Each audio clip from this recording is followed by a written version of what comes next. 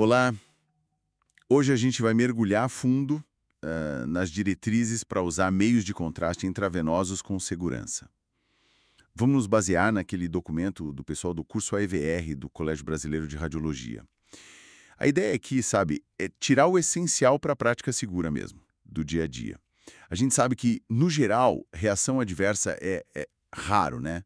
Para contraste iodado não iônico, sei lá, 0,7 a 3%. Gadolínio, menos ainda, 0,07 a 0,3%. Mas as reações graves, puxa, mesmo raras, tipo 0,04% para iodado, 0,008% para gadolínio, elas podem acontecer. E é por isso que tem que estar preparado, né? Exato. E é aí que entram as diretrizes. Elas dão um norte, né, para minimizar esses riscos. O interessante é ver como a segurança se apoia em alguns pilares. Primeiro, sempre ter um médico treinado ali presente e uma equipe que saiba o que fazer numa emergência, sabe? Incluindo uma parada cardiorrespiratória, uma PCR. E claro, o material de emergência tem que ter tudo. E tem que checar sempre se está tudo funcionando, tudo na validade. Outra coisa, ficar de olho no paciente depois, uns 20, 30 minutos após injetar o contraste. E se algo acontecer, registrar tudo direitinho. O que foi, a gravidade, qual contraste usou, lote, volume, o que foi feito. Isso vai para o sistema e também para o fabricante. Ajuda todo mundo a aprender. Entendi. Então, não é só ter o carrinho de parada ali num canto. É bem mais complexo. Mas como é que a gente identifica quem tem mais risco? O que eu preciso saber antes de aplicar o contraste? Bom, tudo começa com um bom questionário, aquele que o paciente preenche antes. Ah, sim. Aquele formulário. Isso. Ele vai perguntar se já teve reação antes, claro, mas também sobre asma, se tem problema nos rins, diabetes, se usa metformina, outras alergias, sabe, doenças autoimunes também. Tudo isso pode acender um alerta. E junto com isso, a avaliação da função renal. Essencial. A gente mede a creatinina no sangue. E essa creatinina tem que ser recente, né? Exato. 3 meses para quem está estável, mas só 7 dias para quem está internado ou tem alguma coisa aguda no rim. E com ela, a gente calcula a taxa de filtração glomerular estimada, a TFGE. É ela que diz como o rim está filtrando. A recomendação é usar a fórmula CKD-EPI para adultos e a Schwartz revisada para as crianças. Certo. Falando nesses fatores, e quem já teve reação antes ou tem asma? Essas são dúvidas bem comuns no dia a dia, né? Como proceder? Sim, super comum. Se já teve reação, o primeiro passo é entender bem. O que aconteceu? Foi com qual contraste? Tem como usar outro exame sem contraste? Se precisar mesmo do contraste, a ideia é usar um tipo diferente daquele que deu reação e observar o paciente por mais tempo, uns 30 minutos depois. E olha que interessante, aquela pré-medicação com corticoide que muita gente fazia, hoje as diretrizes europeias e do AVR já não recomendam mais de rotina. Parece que não tem tanta evidência que previna a reação grave mesmo. O Colégio Americano até sugere uns esquemas mais, assim, está sendo questionado. Ah, isso é uma mudança importante, então. E a asma? A asma aumenta o risco, sim. Coisa de 5 a 8 vezes mais chance de ter reação. Então precisa saber se a asma está controlada.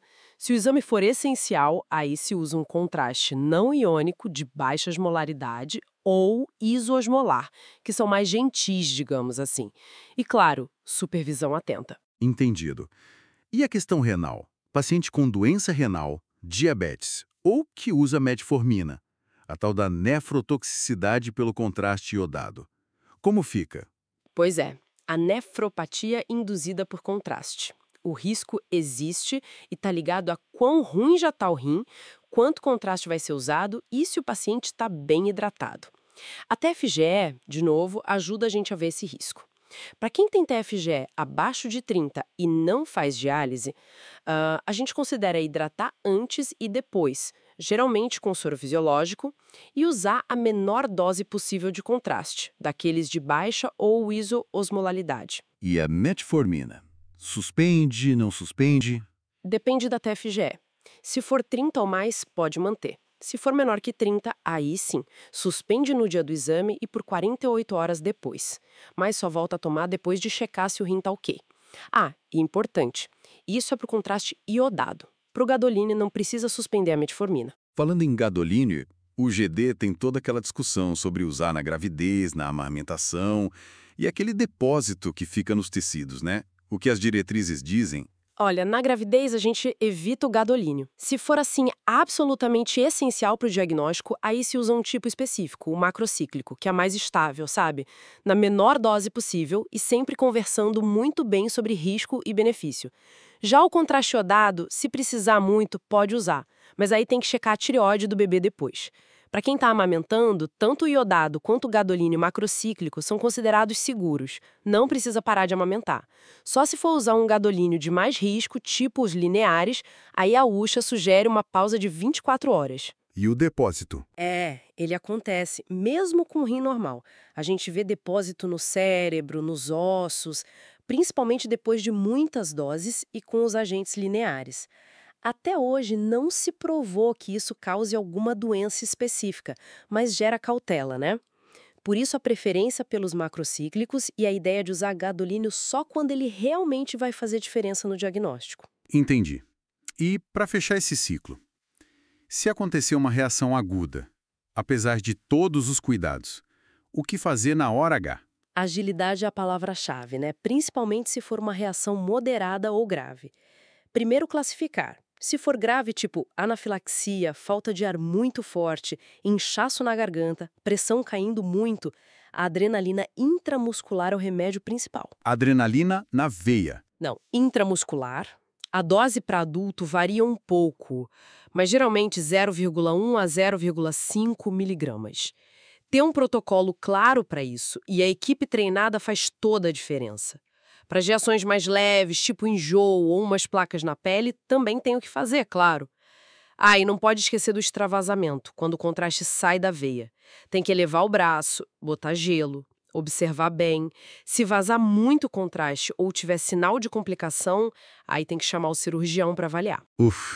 Então, para resumir tudo, a segurança depende de avaliar cada um, conhecer os riscos, usar as ferramentas certas, como o questionário IATFG, estar sempre pronto para uma emergência e anotar tudo direitinho. É isso? Exatamente. É um trabalho contínuo de avaliação, preparo e registro. E pensando um pouco mais para frente, né? Fica a pergunta: será que a inteligência artificial não poderia ajudar a gente a prever esses riscos de um jeito ainda mais fino, mais personalizado? Interessante. Imagina integrar muito mais dados do paciente de forma dinâmica. Talvez seja um caminho para refinar ainda mais essa segurança que a gente tanto busca com as diretrizes atuais. Algo para a gente pensar.